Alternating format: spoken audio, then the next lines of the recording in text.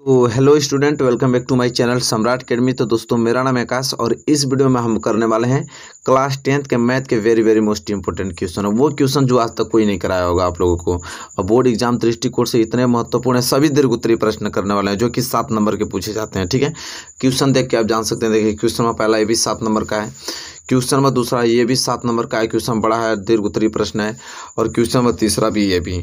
ठीक है, जितने प्रश्न मैं आप लोगों को कराऊंगा ये सभी दीर्घोत्तरीय प्रश्न 100% लिख लीजिए कहीं कि यह प्रश्न आपको 100% बोर्ड एग्जाम में पूछे जाते ही तो जाते हैं। ठीक है, पहला प्रश्न आप पढ़ के मैं सुना देता हूँ, इसको सॉल्व करने की कोशिश करूंगा। लॉन्ग इंपॉर्टेंट क्वेश्चन है तो थोड़ा समय लगेगा, लेकिन अच्छे तरीके से समझाने की पूरी कोशिश करूंगा। आज कंसेप्ट पूरा क्लियर हो जाएगा। ठीक है, ऐसे प्रश्नों को आपको तैयार करके ही जाना है। ये नहीं कि छोटे छोटे प्रश्न पूछे जाते हैं, लॉन्ग इंपॉर्टेंट क्वेश्चन भी पूछा जाता है जो कि ज़्यादा नंबर का होता है, 5 नंबर 7 नंबर ऐसे पूछा जाता है। जैसे प्रश्न पहला देख लीजिए, आपको खुद अंदाजा हो जाएगा कि प्रश्न किस लेवल के पूछे जाते हैं। कह रहा है कि एक आयत का क्षेत्रफल 9 वर्ग इकाई कम हो जाता है यदि उसकी लंबाई 5 इकाई कम कर दी जाती है और चौड़ाई 3 इकाई बढ़ा दी जाती है। यदि हम लंबाई को 3 इकाई और चौड़ाई को 2 इकाई बढ़ा दें तो क्षेत्रफल 67 वर्ग इकाई क्या होता है, बढ़ जाता है।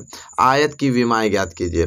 देखिए, इस तरह के सवाल में आपको जानते हैं लास्ट में जो पूछा होता है उसी को ज्ञात किया जाता है। लास्ट में क्या पूछ रहा है, आयत की विमाएँ। विमाएँ मतलब कि उसकी क्या लंबाई और चौड़ाई। तो आयत की 2 ही विमा होती है, एक लंबाई होती है, क्या होती है, चौड़ाई होती है। तो आयत की लंबाई और चौड़ाई ज्ञात करना है। ठीक है, तो जब भी इस प्रकार के क्वेश्चन आपकी स्क्रीन पे आए, पेपर में आए, कहीं भी आप बैठे हैं, अगर ऐसा क्वेश्चन आ रहा है तो लास्ट का जो पूछा जाता है उसी को हम देखते हैं। आयत की विमाएँ, आयत की विमाएँ मतलब लंबाई और चौड़ाई। तो लंबाई तो हमको मालूम नहीं है, चौड़ाई भी हमको मालूम नहीं है, तो हम उसको पहले मानेंगे। ठीक है, तो पहला प्रश्न हल करने जा रहा हूँ यहाँ पे, और आराम से चीज़ों को समझते चलिए। तो हमें लंबाई मालूम है नहीं, चौड़ाई मालूम है नहीं, तो मानेंगे। यहाँ पे लिखेंगे कि माना आयत की लंबाई, माना आयत की लंबाई। तो आयत की लंबाई हम मान लेंगे x इकाई। क्या मान लेंगे, x इकाई मान लेंगे। माना आयत की लंबाई x इकाई, और फिर चौड़ाई भी हमको मालूम नहीं है तो लिखेंगे और आयत की चौड़ाई, और आयत की चौड़ाई। चौड़ाई भी हमको मालूम नहीं है तो हम चौड़ाई को क्या मान लेंगे, y इकाई मान लेंगे। चौड़ाई को क्या मान लेंगे, y इकाई हमने मान लिया। तो माना आयत की लंबाई x इकाई और आयत की चौड़ाई हमने मान लिया y इकाई। अब क्या करेंगे हम कि अच्छा आप बताइए कि अगर आयत की लंबाई x इकाई है और आयत की चौड़ाई y इकाई है, अगर मैं कहूँ कि आयत का क्षेत्रफल कितना होगा तो क्या बताएंगे आप, आयत का क्षेत्रफल। अगर आपसे मैं कहूँ कि आयत का क्षेत्रफल बताइए, अगर आपको लंबाई और चौड़ाई दे दिया गया है और आयत का क्षेत्रफल क्या होगा, तो आयत का क्षेत्रफल हो जाएगा x गुणे y, क्योंकि आयत का क्षेत्रफल होता है लंबाई गुणे चौड़ाई। तो ये हो जाएगा आपका x और y। x और y क्या हो गया, आयत का क्षेत्रफल हो गया। अब इतना तब हो गया, इसके बाद पहली लाइन पढ़ते हैं कि क्या बोला है। ठीक है, इतना लास्ट की संख्या जो माना आयत की लंबाई x इकाई और आयत की चौड़ाई y इकाई, तो इसलिए आयत का क्षेत्रफल x गुणे y। अब पढ़ेंगे हम कि क्या कंडीशन दिया है। ठीक है, तो लिखा है एक आयत का क्षेत्रफल 9 वर्ग इकाई कम हो जाता है। आयत का क्षेत्रफल 9 वर्ग इकाई कम हो जाता है कब, यदि उसकी लंबाई 5 इकाई कम कर दी जाती है और चौड़ाई 3 इकाई बढ़ा दी जाती है। तो चलिए लंबाई को 5 इकाई क्या कर दिया जाए, कम कर दिया जाए, और चौड़ाई को 3 इकाई बढ़ा दिया जाए। तो यहाँ हम लोग लिखेंगे कि आयत की लंबाई, आयत की लंबाई, आयत की लंबाई 5 इकाई कम करने पर, ये न बोल रखा था कि आयत की लंबाई 5 इकाई कम कर दिया जाए, तो कम करने पे। अब 5 इकाई कम करना है तो लंबाई कितनी हो जाएगी बताइए। तो हमने लंबाई को x इकाई माना है, और 5 इकाई अगर लंबाई को कम कर दिया जाए तो हो जाएगा क्या, x माइनस 5 इकाई। होगा कि नहीं, x में से 5 को और घटा देंगे तो लंबाई 5 इकाई कम हो जाएगी। और चौड़ाई कह रहा है कि चौड़ाई 3 इकाई बढ़ा दिया जाए, तो हम लोग लिखेंगे आयत की चौड़ाई, आयत की चौड़ाई 3 इकाई बढ़ाने पे। 3 इकाई बढ़ाने पे। तो चौड़ाई कितनी हो जाएगी, हमने चौड़ाई को y इकाई माना था, हमने चौड़ाई को कितना माना था, y इकाई। तो 3 इकाई बढ़ाने का मतलब y प्लस क्या हो जाएगा, 3 इकाई होगा कि नहीं, 3 इकाई बढ़ाने पे बिल्कुल होगा, y प्लस कितना, 3 इकाई। इतना चीज़ हो गया।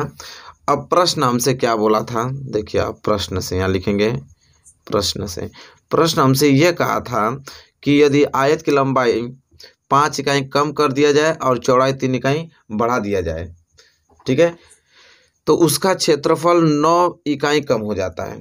तो देखिए हमने क्या किया कि लंबाई को 5 इकाई कम कर दिया जाए और चौड़ाई को हमने 3 इकाई बढ़ा दिया। तो जो इन दोनों का क्षेत्रफल था एक्स वाई, जो हमने क्षेत्रफल यहाँ निकाला था एक्स वाई क्षेत्रफल, तो इसका क्षेत्रफल 9 इकाई कम हो जाता है। यही बोला है कि यदि लंबाई को 5 इकाई कम कर दिया जाए, चौड़ाई को 3 इकाई बढ़ा दिया जाए, तो जो क्षेत्रफल है 9 इकाई क्या होता है, कम हो जाता है। तो यहाँ से इक्वेशन बन गया, इसको हल करेंगे तो एक्स में वाई को गुणा करेंगे तो क्या हो जाएगा, एक्स वाई, फिर प्लस 3 में एक्स को गुणा करेंगे तो कितना हो जाएगा, 3x, फिर -5 का गुणा वाई में करेंगे तो -5y, माइनस गुणा प्लस में करेंगे तो माइनस, और 5 3 कितना हो जाएगा, 15, बराबर ये कितना हो जाएगा, एक्स वाई बटे एक्स वाई -9। अब यहाँ से हल करेंगे तो आपका हो जाएगा x Y plus 3x -5y, अब माइनस कितना, 15, और प्लस एक्स वाई इधर आएगा तो क्या हो जाएगा, -xy, इधर बच गया -9। तो -xy से +xy कैंसिल, बच जाएगा आपका 3x -5y बराबर -9। अब -15 उधर जाएगा तो क्या हो जाएगा, +15। तो बच क्या जाएगा यहाँ पे 3x -5y बराबर कितना, 15 में से 9 जाएगा तो 6 बच जाएगा। ठीक है, ये समीकरण नंबर क्या हो गया, पहला। ये समीकरण नंबर क्या हो गया, पहला हो गया। ठीक है, इसके बाद यहाँ तक सारी चीज़ें क्लियर हो गया, समीकरण पहला ना। इसके बाद आगे फिर बोल रखा है, यहाँ से दूसरी लाइन फिर स्टार्ट हो जाती है कि यदि हम लंबाई को 3 इकाई और चौड़ाई को 2 इकाई बढ़ा दें। फिर से कह रहा है कि यदि लंबाई को 3 इकाई और चौड़ाई को 2 इकाई बढ़ा दें तो 67 वर्ग इकाई बढ़ जाता है। तो क्षेत्रफल क्या होता है, 67 वर्ग इकाई क्या होता है, बढ़ जाता है। आयत की विमाएँ ज्ञात कीजिए। तो इसके बाद फिर यहाँ से दूसरी कंडीशन लगेगी। दूसरी कंडीशन में क्या बोला है कि यदि आयत की लंबाई 3 इकाई बढ़ा दिया जाए, तो फिर हम लोग लिखेंगे यहाँ पे आयत की लंबाई, कह रहा है कि फिर से यदि आयत की लंबाई क्या किया जाए, 3 इकाई बढ़ाने पर, 3 इकाई बढ़ाने पे, 3 इकाई बढ़ाने पे, तो बताइए लंबाई कितना हो जाएगा। तो लंबाई हमने कितना माना था, x इकाई, और उसमें 3 इकाई बढ़ाने के लिए बोला, तो लंबाई क्या हो जाएगी हमारी, x प्लस 3 इकाई हो जाएगी। क्लियर। फिर कह रहा है कि चौड़ाई को बोल रहा है कि चौड़ाई को 2 इकाई बढ़ा दिया जाए, तो हम लोग लिखेंगे फिर आयत की चौड़ाई, आयत की चौड़ाई, आयत की चौड़ाई कितना, 2 इकाई बढ़ा दिया जाए, 2 इकाई बढ़ाने पे, 2 इकाई बढ़ाने पे। तो बताइए आयत की चौड़ाई हमने माना था y इकाई, हमने आयत की जो चौड़ाई माना था y इकाई, इसमें 2 इकाई बढ़ा दिया जाए मतलब y प्लस 2 इकाई हो जाएगा। ठीक है, यहाँ तक क्लियर है। अब हमसे प्रश्न यह कहा है, प्रश्न हमसे यह कहा है, देखिए प्रश्न से देखिए, प्रश्न पढ़ के सुना देता हूँ। प्रश्न हमसे कहा है यदि हम लंबाई को 3 इकाई और चौड़ाई को 2 इकाई बढ़ा दें तो क्षेत्रफल जो होता है 67 वर्ग इकाई बढ़ जाता है। अब बात गौर से समझिएगा कि लंबाई को 3 इकाई बढ़ा दिया जाए तो x प्लस 3, चौड़ाई को भी 2 इकाई बढ़ा दिया जाता है y प्लस 2, तो क्षेत्रफल इन दोनों से क्षेत्रफल क्या बनता है, x y, तो क्षेत्रफल 67 वर्ग इकाई ज़्यादा हो जाता है। तो ये 67 वर्ग इकाई ज़्यादा हो गया क्षेत्रफल। अब यहाँ से इक्वेशन बन गया। अब यहाँ पहले हल कीजिए, x में y को गुणा करेंगे तो एक्स वाई, प्लस 2 में x को गुणा करेंगे तो 2x, प्लस 3 में y गुणा करेंगे तो 3y, और प्लस 3 दूनी के 6 बराबर हो जाएगा एक्स वाई प्लस कितना, 67। अब यहाँ से एक्स वाई से कैंसिल कर दीजिए, बच गया यहाँ पे 2x प्लस क्या 3y बराबर 67, प्लस 6 हो जाएगा तो -6, तो 2x प्लस 3y बराबर 67 में से 6 गया तो कितना बच गया, 61। और ये हो गया समीकरण नंबर दूसरा। अब समीकरण यहाँ से पहला निकल गया, समीकरण यहाँ से दूसरा निकल गया, तो समीकरण पहला और समीकरण दूसरा, ठीक है, आपके सामने निकल गया है। तो हम क्या करेंगे यहाँ पे, इसको हल करने के लिए पहले दोनों समीकरण को उतार देता हूँ यहाँ, ताकि आपको समझ में आ जाए। समीकरण पहला क्या है जी, 3x माइनस 5y बराबर 6, समीकरण नंबर पहला, और 2x प्लस 3y बराबर 61, यह है आपका समीकरण नंबर दूसरा। क्लियर है। अब आपके पास दो समीकरण दिखाई दे रहा है, दोनों समीकरण को हल करना है, ठीक है। अब बात को समझिए ध्यान से कि इसको कैसे हल करेंगे। तो अगर कोई ना कोई एक वैल्यू बराबर कर दे तो काम बन जाएगा। तो ये बताइए कि अगर समीकरण पहला में 2 का गुणा कर दूंगा तो ये 6x हो जाएगा, और समीकरण दूसरा में अगर मैं 3 का गुणा कर दूंगा तो ये 6x हो जाएगा, और फिर आसान हो जाएगा हल करने में। तो यहाँ पर लिखेंगे हम लोग कि समीकरण 1 को 2 से और समीकरण 2 को 3 से गुणा करने पे, 3 से गुणा करने पर, तो चलिए गुणा कर देते हैं। 2 से गुणा करेंगे तो 3 दूनी के 6x माइनस 5 दूनी के 10y बराबर 6 दूनी के 12, ये समीकरण नंबर तीसरा मान लेंगे, ठीक है। और ये हो जाएगा आपका, इसको 3 से गुणा करेंगे तो 3 दूनी के 6x और प्लस 3 तो लिखे 9y और बराबर 3 एकम 3 और 36 18 183, ऐसे समीकरण नंबर चौथा मान लेंगे।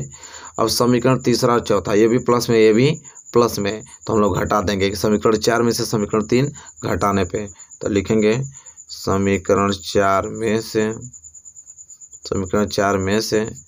समीकरण 3 घटाने पे।